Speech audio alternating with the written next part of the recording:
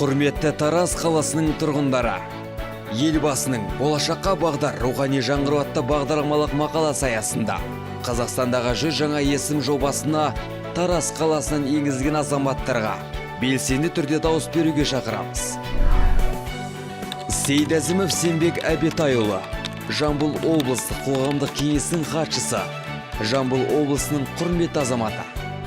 Габидуллина Зульфия Раухатовна, Рио-де-Жанейро қаласында өткен 15-ші жазғы паралимпиадалық ойындарының жүзуден жеңімпазы.